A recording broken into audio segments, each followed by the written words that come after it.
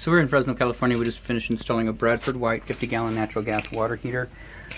Starting at the bottom as per contract and as per code, we put a little drip leg on here right at the controller.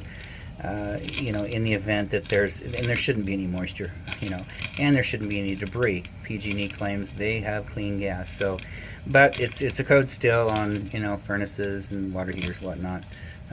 Some people don't enforce it, some people do, so there you go, a little drip leg. And then we've got a 1/2 inch outside diameter by 24 inch gas supply line, and of course a new shutoff valve.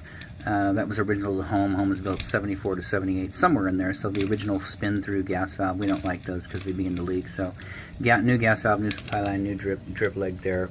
That was an existing cap right there. We just put it on there. You don't really need it, but it's a stainless steel ball in there on this Bradford White. So quarter turn on, quarter turn off on that slotted screw.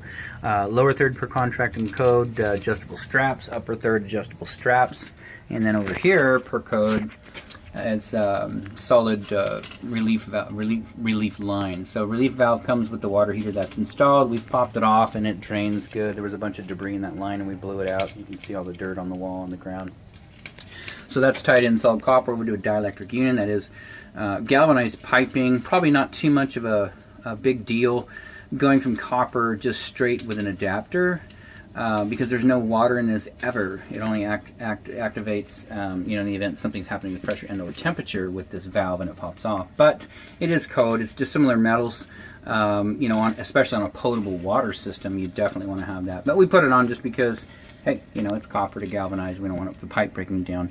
And then, of course, on the top right here, what we like to do on these Bradford Whites is put a little brass nipple and a brass coupling. The reason being is the heat traps that are coming off the top of these nipples that are tied in to the unit, which comes with the unit, is a little plastic heat trap, and it's got a very small diameter hard plastic heat trap in there that's kind of a conflict with the gasket that's in this stainless steel supply. So what ends up happening, instead of the washer meeting against a flat surface, it kind of slips over the outside of it because it's a narrow diameter, and you get leaking. So we go ahead and we just put a coupling and a nipple on. We put brass on because they flow well, they do not corrode, they do not break down, as opposed to iron pipe, which are cheaper.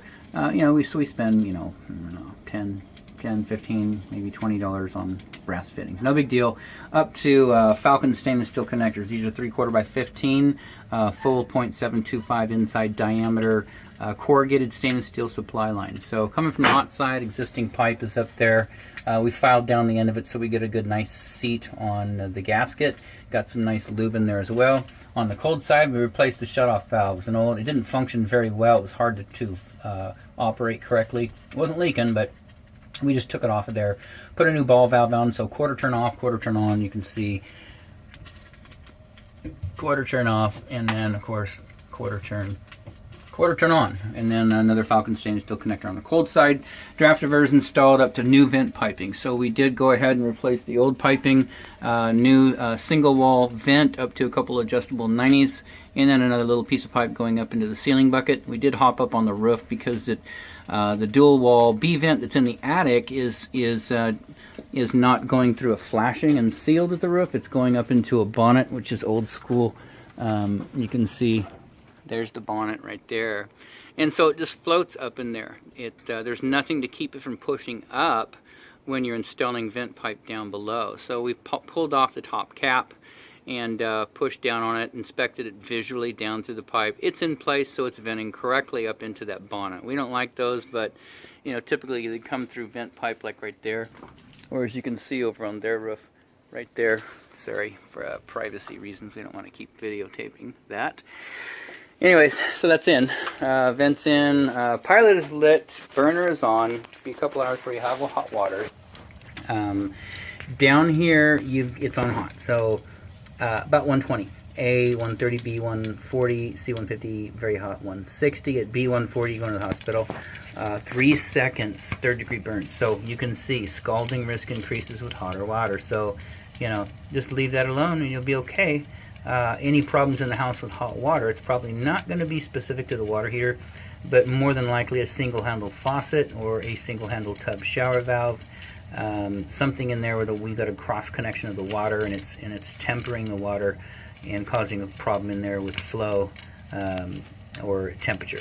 So you know, look into that first. So these guys, age 12 years, you know, you flush them every year, you might get a little bit longer out of that, but everything looks good in here. Outside of that, this installation is done.